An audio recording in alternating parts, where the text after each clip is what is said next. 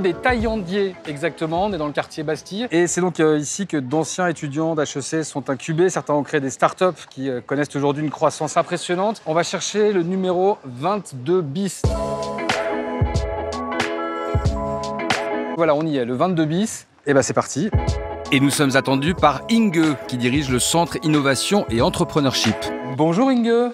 Bonjour. Et c'est ce centre qui aide les étudiants à développer leurs projets d'entreprise. Qu'est-ce qu'il a de spécial, ce lieu? Il est tout nouveau, déjà. On vient de l'ouvrir au mois de juillet. Donc, c'est un lieu où on accompagne nos startups, puisqu'on en a de plus en plus. On essaie aussi d'accompagner des scale-up, donc des entreprises qui commencent à grandir de plus en plus. On a apporté et amené avec nous aussi nos partenaires d'entreprise. Et on voudrait faire un lieu où on peut aussi expérimenter avec l'innovation, avec des entreprises, les entreprises qui amènent leurs projets d'innovation ici, qui rencontrent les startups. Donc un lieu où on peut faire vivre tout cet écosystème avec un petit studio en plus pour enregistrer du content. Combien de startups sont accompagnées par l'incubateur? L'année dernière, en début d'année, on avait 70 startups. Aujourd'hui, on accompagne 150 startups.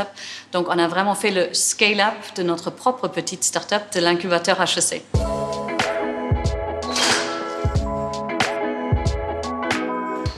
Vous allez peut-être pouvoir nous aider. On cherche Arthur Barias. On va chercher. Merci. Arthur Barias a créé la société Oversea dans laquelle a investi le groupe Bolloré. Excusez-moi. Est-ce que ça vous trouve Arthur Barias? Non. Bah non, il n'est pas là. On va essayer là alors. Bonjour Arthur. Bonjour. Alors d'abord, en quoi consiste Oversea ? Le savoir-faire d'Oversea, c'est de faire communiquer deux mondes qui se parlent pas d'habitude. Le monde du transport de marchandises, qu'on appelle le transport de fret, et d'un autre côté, le monde de la technologie au sens large.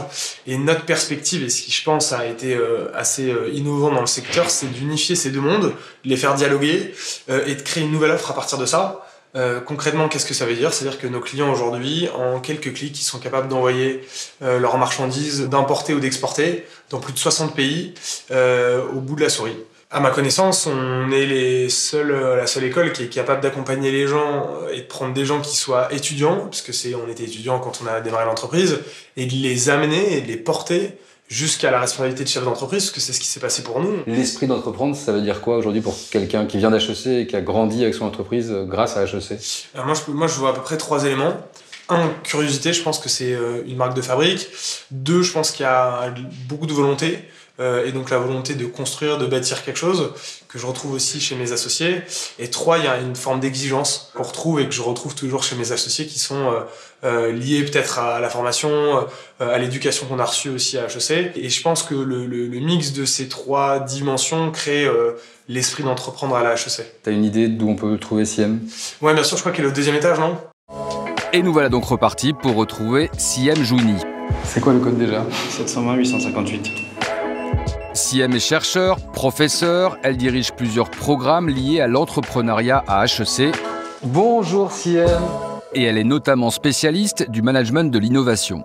J'ai étudié ce type d'espace où, justement, on favorise les échanges impromptus entre des intrapreneurs, des entrepreneurs, entre des entrepreneurs jeunes et des entrepreneurs qui ont une expérience professionnelle auparavant.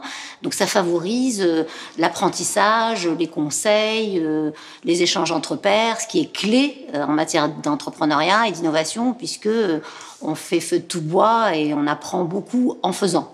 Et ce qui est clé, c'est justement de mettre des gens qui ne se ressemblent pas forcément, qui ne parlent pas le même langage. Exactement. Alors là, plus particulièrement dans les programmes que je gère, puisqu'on favorise beaucoup les échanges entre ingénieurs et business et profils de d'autres sources. L'idée, c'est vraiment des différences et des différentes perspectives va naître de nouvelles opportunités, de nouvelles idées. Ça ne peut pas se faire sans les entreprises de la Fondation, clairement. Merci beaucoup. Dernière rencontre avec Guillaume qui a créé la société Lingueo. Bonjour Guillaume. Bonjour. C'est aussi lui qui dirige le Launchpad d'HEC. Le Launchpad, en fait, c'est une méthodologie qui est séquencée. Vous allez avoir des intervenants, des masterclass, on va avoir des experts dans plein de domaines différents, des rencontres avec des entrepreneurs, mais aussi des jurys face à des professionnels de l'investissement. Mais surtout, on va être beaucoup sur le terrain. Une fois qu'on lance son entreprise, en général, on va chercher un autre type d'accompagnement. Souvent, ça passe par des locaux, des accompagnements des services, des rencontres. Donc là, dans notre écosystème, on va aller à l'incubateur. Et quand on est un peu plus mature, qu'on prend son envol, on va avoir ses propres bureaux, notamment ici, à Bastille.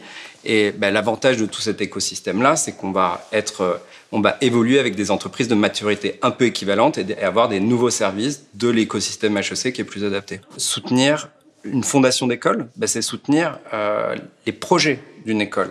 Et les projets d'une école, c'est quoi? C'est des projets qui portent les valeurs d'une école. Donc aujourd'hui, que ça soit dans l'égalité des chances, dans l'impact, dans l'entrepreneuriat, sans fondation, vous ne pouvez pas lancer de nouveaux projets. Merci Guillaume, à bientôt. Merci au revoir. Et voilà, c'est déjà la fin de notre petit tour en immersion pour cette soirée annuelle de la Fondation.